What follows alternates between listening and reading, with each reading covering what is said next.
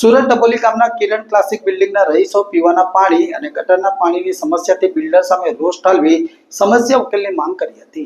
સુરતના બિલ્ડરની બેદરકારીના કારણે ડબોલી ગામના કિરણ ક્લાસિક બિલ્ડિંગના રહીશો પરેશાન થયાની બુમરાણ ઉઠી છે।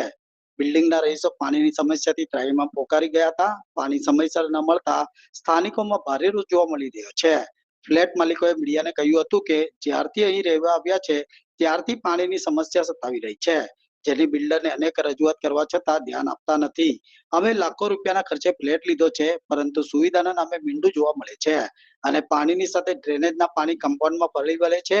આ બાબતે અનેક વખત રજૂઆત કરવા છતાં યોગ્ય નિરાકરણ આવતું નથી। સમયસર પાણી ન મળતા મહિલાઓ હેરાન પરેશાન થઈ ગઈ હોવાના સૂર ઉઠ્યા છે। તો બિલ્ડરોએ ફ્લેટ વેચીને રૂપિયા લીધા બાદ હાથ અદ્ધર કરી દીધા હોવાનું સ્થાનિક લોકોએ ભારે રોષ સાથે યોગ્ય નિકાલની માંગ કરી હતી। મારું નામ અજય કણકોટિયા છે। શું સમસ્યા?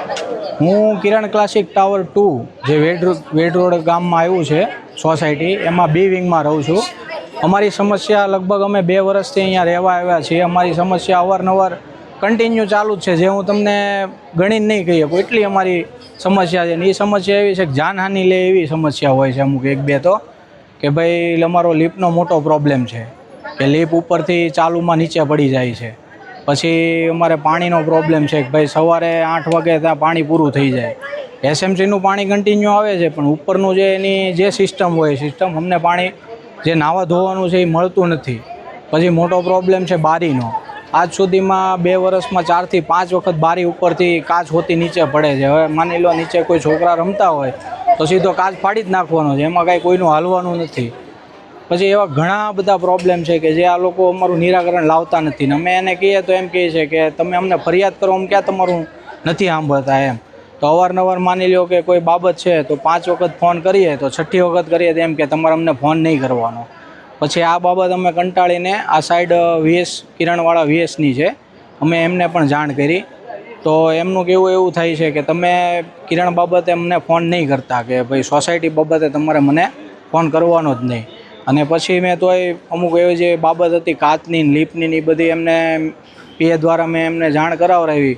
તો એમને પીએ દ્વારા મને એવો મેસેજ આપવામાં આવ્યો કે ભાઈ તમે જો આ ખોટા મેસેજ મને મોકલશો તો હું તમને બદનામ કરીશ। એટલે મેં શેઠને પીએ દ્વારા પાછો મેસેજ કર્યો કે ભાઈ અમારે તમને બદનામ નથી કરવા, એ અર્થે અમે આ ચર્ચા કરીએ છીએ કે ભાઈ અમુક વાત એવી હોય કે તમને છેક સુધી નહીં પહોંચતી હોય, અમુક માહિતી તમને ન મળતી હોય, પણ એવું કિરણ દ્વારા શેઠ દ્વારા આવો જવાબ દેવામાં આવે પછી અમારે શું કરવાનું? અમે કંટાળીને આ 2 વર્ષે પછી અમારે આ મીડિયાવાળું કે જે કાંઈ પગલું લેવાનું થયું અત્યારે અમારે પરાણે લેવાનું થયું છે। અમને એમ હતું કે ભાઈ કિરણ શેઠનું નામ રેડી છે, બધાએ કિરણવાળા શેઠનું નામ સાંભળીને ફ્લેટ લીધા હતા। અને જ્યારે ફ્લેટ લીધા ત્યારે અમને એમ કહેવામાં આવ્યું હતું કે ભાઈ તમે ફર્નિચરનું કામ ચાલુ કર્યા પહેલાં જુઓ, તમને કંઈ પ્રોબ્લેમ લાગે તો ઓન ધ સ્પોટ કરી દેવામાં આવશે, કેમ કે અમે 1 રૂપિયો ઓછો લેતા નથી।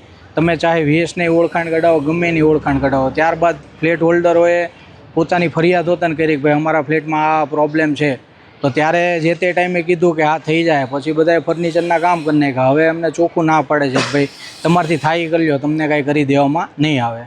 ધર્મેશ કુમાર ભુંગળિયા, હું કિરણ ક્લાસિક 3માં રહું છું। આ અમારા બિલ્ડર અમે આ પોઝિશન લગભગ 2 વર્ષથી લીધેલું છે, પણ તેમ છતાં આજ સુધી અમને પાર્કિંગ સોંપેલ નથી।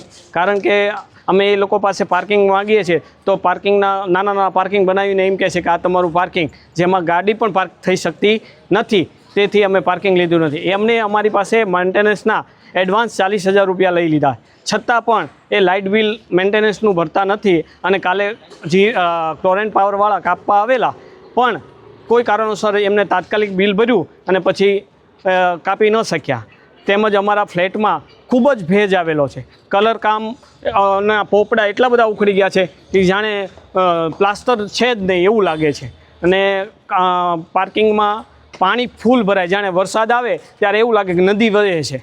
પાર્કિંગ એટલું બધું ખરાબ છે કે એમાં નદી જેમ પાણી જાય છે, બરાબર। એટલે ગાડી પાર્કિંગ કરવી તો ઘણા બધા બૈરાઓ અમે ઘણા બધા પડ્યા છે અને હાથ પગ પણ ભાંગ્યા છે અમારા, છતાં પણ અમે બિલ્ડરને આ ફરિયાદ કરીએ છીએ 2 વર્ષથી, પણ કોઈ પણ નિરાકરણ આવતું નથી।